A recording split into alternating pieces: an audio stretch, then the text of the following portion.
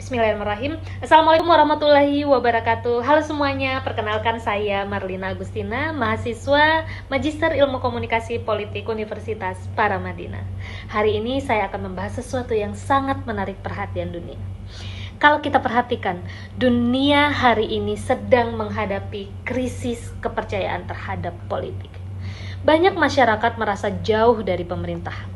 Dan komunikasi publik sekarang seringkali kehilangan makna aslinya. Bukan lagi sebagai ruang dialog, tapi hanya sekedar sebagai alat legitimasi. Namun, di tengah situasi itu muncul satu figur yang menarik perhatian dunia. Siapa lagi kalau bukan Zohran Mamdani. Ya, wali kota muslim pertama di New York yang terpilih pada tahun 2025 tahun ini dan akan dilantik pada tanggal 1 Januari 2026.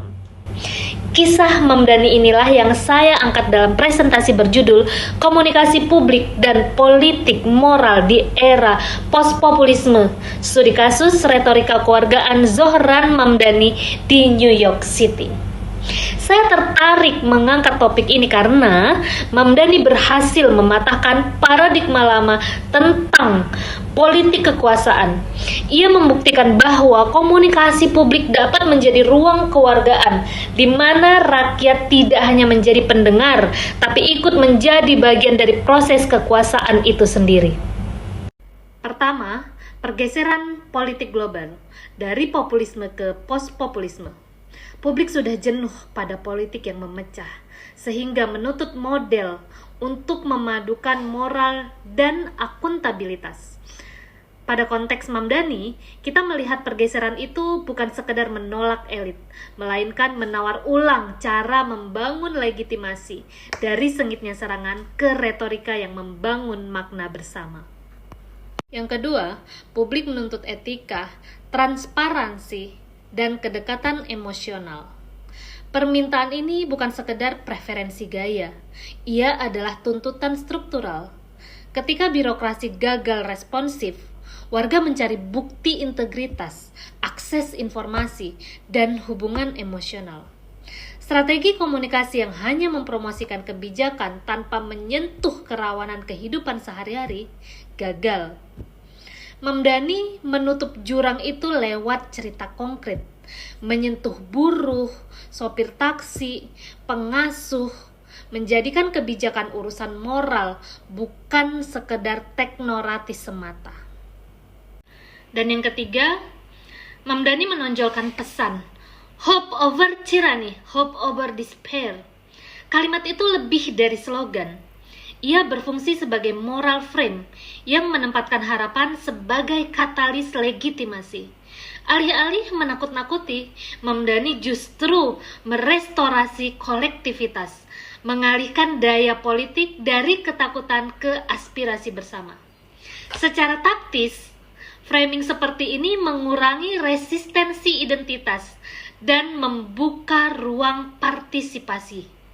Warga justru merasa diajak memiliki. Kita lanjut ke landasan teori pada slide berikut ini. Untuk membingkai analisis ini, saya menggunakan dua teori utama yang saling melengkapi. Timothy Coombs 2007 dan Kevin Arsenault 2016. Coombs berbicara tentang crisis communication, bagaimana komunikasi menjadi sarana memulihkan legitimasi publik ketika kepercayaan masyarakat runtuh. Baginya, inti komunikasi krisis bukan pencitraan, tapi tanggung jawab moral dan empati. Di sini Mamdani menunjukkan prinsip ini dengan mengakui penderitaan publik dan membangun kembali kepercayaan melalui kejujuran dan kedekatan emosional. Sementara Arsenault 2016 menjelaskan political public relations sebagai strategic framing, di mana pemimpin mengolah narasi politik agar warga merasa menjadi bagian dari cerita bersama. Framing bukan hanya mengatur persepsi, tapi membangun ruang partisipasi dan rasa memiliki kolektif. Mamdani tidak berbicara atas nama rakyat, melainkan bersama rakyat, menciptakan komunikasi yang inklusif dan humanis. Kedua teori ini terpadu membentuk dua dimensi penting dari gaya komunikasi Mamdani. Dari Combs, kita melihat etika dan pemulihan moral. Dari Ernst Knox, kita memahami pembentukan makna dan legitimasi publik. Keduanya menjelaskan bagaimana komunikasi publik dapat menjadi kekuatan moral dan kewargaan dalam politik pasca populisme. Setelah kita memahami fondasi teoritiknya, sekarang kita lihat bagaimana teori-teori ini muncul dalam praktik nyata melalui 3 video utama yang menjadi data analisa saya. Pada bagian ini, saya menggunakan 3 sumber utama yang merekam komunikasi publik Zoran Mamdani dalam 3 konteks berbeda. Pertama, video kemenangan di Guardian News 5 November 2025 yang menampilkan puncak retorika moral, politik harapan menggantikan politik ketakutan. Yang kedua, video konferensi pers pertamanya sebagai wali kota terpilih di Guardian News 6 November 2025, di mana retorika moral itu berubah menjadi arah komunikasi pemerintahan yang inklusif dan empatik. Yang ketiga, video debat calon wali kota New York di Spektrum 2 November 2025 yang memperlihatkan akar moralitas dan gaya komunikasi empatik Mamdani sejak masa kampanye. Ketiganya menunjukkan kesinambungan nilai dari listening, hope, hingga identitas, sebuah pola komunikasi moral yang menjadi dasar legitimasi publik Mamdani. Dan untuk memahami lebih dalam bagaimana nilai-nilai itu diartikulasikan, mari kita lihat lebih dekat momen yang paling kuat dalam pidato kemenangannya. Analisis pertama, video tentang victory speech Guardian News 5 November 2025 menit ke 9.53 sampai dengan 10.02. Kutipannya seperti ini. Hope is alive. Hope over tyranny, hope over big money and small ideas, hope over despair. Kalimat ini menandai puncak emosional sekaligus moral dari pidato kemenangan Zoran Mamdani. Kata hope diucapkan bukan sebagai slogan, tapi sebagai keputusan moral kolektif. Pesan bahwa politik bisa kembali manusiawi. Analisis dari kutipan di atas. Pertama, pemulihan moral publik. Mamdani berbicara sebagai pemimpin moral, bukan sekedar pemenang. Ia menutup kampanyenya dengan ajakan membangun kembali kepercayaan warga terhadap politik. Yang kedua, politik harapan menggantikan politik ketakutan. Frasa hope over tyranny menunjukkan arah ideologis baru, politik yang menumbuhkan keberanian moral, bukan ketakutan sosial. Jika kita kaitkan dengan dua teori, Combs 2007, di sini dapat terlihat pidato Mamdani mencerminkan moral recovery, pemulihan legitimasi sosial melalui empati dan tanggung jawab moral, bukan pembelaan diri atau serangan balik.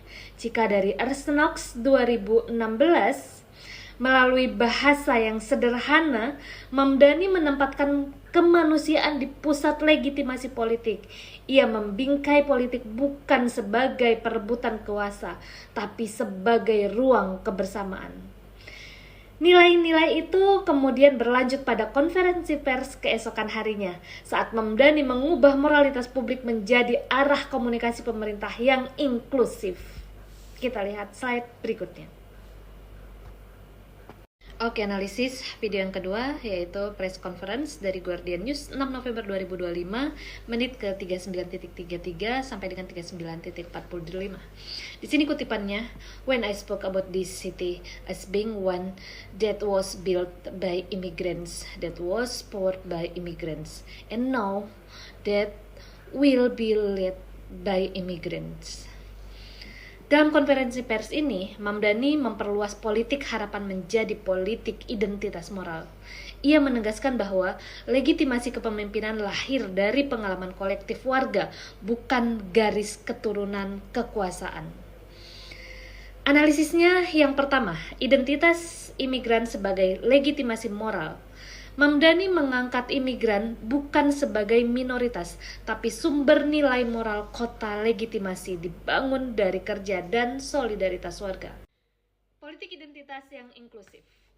Ungkapan led by an immigrant membalikan stigma menjadi pengakuan.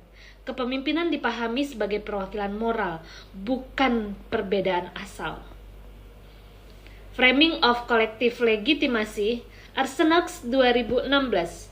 Mamdani membingkai kepemimpinan sebagai refleksi keadilan sosial, menciptakan share legitimasi antara pemimpin dan rakyat.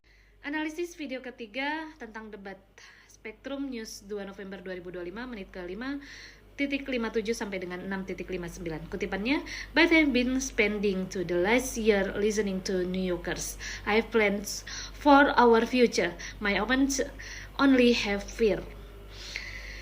Di sini, dalam debat ini, Mamdani menunjukkan gaya komunikasi politik yang tegas namun empatik. Ia memindahkan fokus debat dari serangan personal ke isu moral kehidupan yang layak bagi warga. Analisisnya, kepemimpinan empatik, KUMS 2007. Pernyataan "I've been listening" mencerminkan moral legitimasi repair, pemulihan kepercayaan publik melalui empati, bukan retorika. Politik martabat. Mamdani mengubah wacana ekonomi menjadi isu kemanusiaan, menempatkan martabat warga sebagai inti legitimasi politik. Moral Contrast Framing, Arsenax 2016. Ungkapan "My opponents only have fear" memperkuat posisi etisnya, menandai pergeseran dari politik ketakutan menuju politik rasional dan manusiawi. Dari sinilah terlihat bahwa bagi Mamdani, komunikasi bukan sekedar alat kampanye, tapi sarana membangun legitimasi moral yang lahir dari empati dan kejujuran.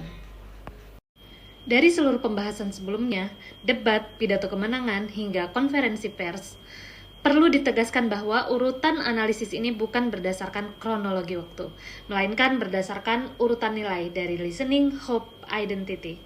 Pendekatan ini memperlihatkan bagaimana Zohram Mamdani menggunakan komunikasi publik bukan sekedar alat politik, tetapi sebagai sarana pemulihan moral dan pembentukan legitimasi sosial di era post-populisme. Komunikasi publik berbasis moralitas kewargaan. Mamdani menampilkan komunikasi yang berakar pada empati dan kesetaraan, bahwa hope, dignity, dan imigran mencerminkan moralitas kewargaan. Politik yang memulihkan kepercayaan melalui kedekatan manusiawi. 2. Fungsi komunikasi pemerintah. Ia menggabungkan fungsi moral dan strategis, membangun kepercayaan publik sekaligus membentuk makna bersama. Pidato kemenangannya menegaskan moral recovery, sementara konferensi pers menampilkan legitimasi inklusif. KUMS 2007 menekankan bahwa legitimasi publik pulih melalui komunikasi etis dan empatik. Mamdani mewujudkannya lewat pesan hope yang menyembuhkan jarak antara warga dan kekuasaan. Arsenax 2016 melalui narasi led by an immigrant, ia membingkai identitas menjadi simbol keadilan sosial, menyatukan warga lewat makna kolektif yang manusiawi. Politik pasca populisme, humanis dan reflektif. Komunikasi Mamdani menandai pergeseran dari politik ketakutan ke politik kepercayaan dan kemanusiaan. Legitimasi yang tumbuh dari moralitas, bukan dari kekuasaan. Melalui figur Zohram Mamdani, kita belajar bahwa komunikasi publik bukan hanya soal pesan, tetapi tentang bagaimana pemimpin berbicara dengan hati dan mendengarkan dengan nurani. Dan mungkin di tengah krisis kepercayaan terhadap politik hari ini, itulah bentuk kemenangan yang paling sejati, ketika kejujuran, empati, dan harapan kembali menjadi bahasa utama dalam demokrasi. Terima kasih. Wassalamualaikum warahmatullahi wabarakatuh.